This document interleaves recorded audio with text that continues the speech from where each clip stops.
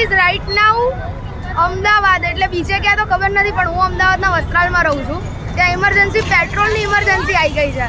એટલા બધા petrol pump ફર્યા. લાસ્ટમાં જીઓના પેટ્રોલ પંપ આગળ આવીને ઊભા રહ્યા. તમે જો ગાઈઝ પબ્લિક કેટલી બધી છે. પેટ્રોલની ઇમરજન્સી આવી ગઈ છે ગાઈઝ. તમે જો આ યુદ્ધના કારણે ખરેખર કેટલું બધું થઈ રહ્યું છે. ગેસના સિલિન્ડર જો, પછી તમે પેટ્રોલ જો.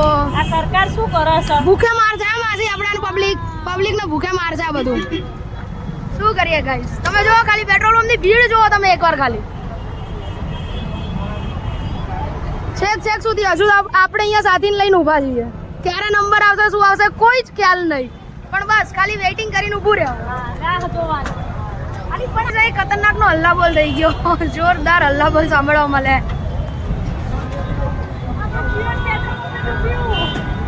જો આ માસી જો ગાઈસ.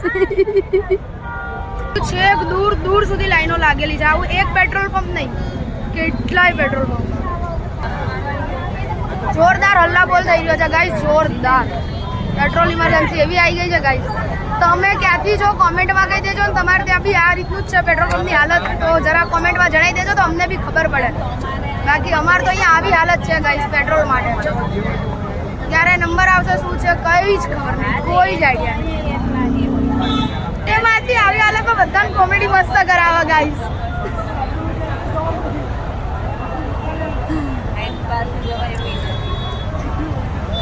હવે ન્યૂઝ શું છે શું નહીં કંઈ ખબર નહીં, પણ લાસ્ટ અપડેટેડ ન્યૂઝ અભી હાલ મેં જોઈ.